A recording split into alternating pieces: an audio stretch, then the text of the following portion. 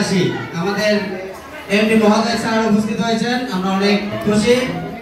সেই সাথে আরেকটা মানুষ আমাদের সামনে উপস্থিত হয়েছেন যারা আমরা ছোটবেলায় তার অনেক ছবি দেখেছি। আসসালামু আলাইকুম। এটা আমাদের জন্য অত্যন্ত সৌভাগ্যের যে বাংলাদেশ চলচ্চিত্রের 90 দশকের সেরা নায়ক এবং আমাদের খুব প্রিয় মানুষ একজন ওমর সানি ভাই আমাদের মাঝে এসেছেন। সানি ভাই আমাদের অন্য একটি প্রোগ্রামে এসেছিলেন, তো যে দিক দিয়ে যাচ্ছেন আপনারা ছিলেন। আমরা ভাবলাম যে এরকম একজন বড় মানুষ যাকে হয়তো আমাদের নেক্সট জেনারেশন চিনে না, কিন্তু আপনারা যারা গার্জিয়ানরা আছেন তারা খুব ভালো করে চিনেন। এরকম একজন মানুষের সাক্ষাৎ পাওয়া আপনাদের জন্য অনেক আনন্দের আমি জানি। তো এইটা আমাদের সুযোগ হয়েছে, আমরা এই সুযোগটাকে কাজে লাগিয়েছি। আর অনেক আগে আমি বলেছিলাম যে আমাদের স্কুলে যত বেশি ভিভিআইপি মানুষজন আসবে, মনীষী মহামনীষীরা আসবেন, তাদের দেখে আমাদের সন্তানরা উৎসাহিত হবে, তাদের সংস্পর্শে আমাদের সন্তানরা ধন্য হবে এবং বড় কিছু হবে।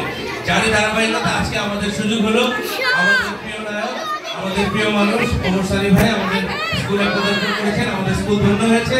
আমাদের সকলের পক্ষ থেকে তাকে অভিনন্দন জানাচ্ছি এবং জোরে করতালিতে অভিনন্দিত করছি।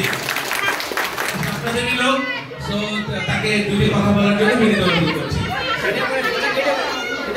এরকম একটা পবিত্র জায়গা, পবিত্র স্থান, যেখান থেকে সন্তানেরা একটা সময় গিয়ে, আপনারা যারা প্যারেন্টস আছেন আপনারাও একটা সময় এদের মনে ছিলেন, আমরাও তাই ছিলাম।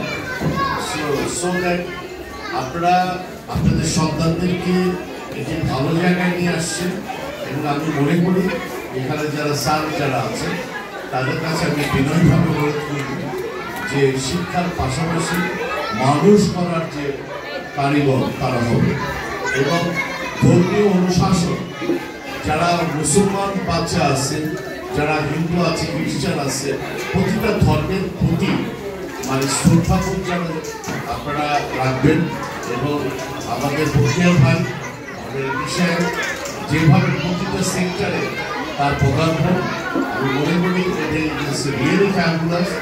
আপনারা একটা ভালো সঠিক জায়গায় এসে আমার মনে হয় যে কোনো এক সময় যদি আমার যদি ভাগ্যে গুলায় আর হচ্ছে আল্লাহ যদি আয়তে রাখে, এরকম আরো হয়তো বা স্কুল কলেজ আর ইউনিভার্সিটিতে একদিন রূপান্তরিত হবে। তাদের মধ্যে যেটা school and college and university হবে ইনশাআল্লাহ। সবাই স্যারকে অনেক ধন্যবাদ।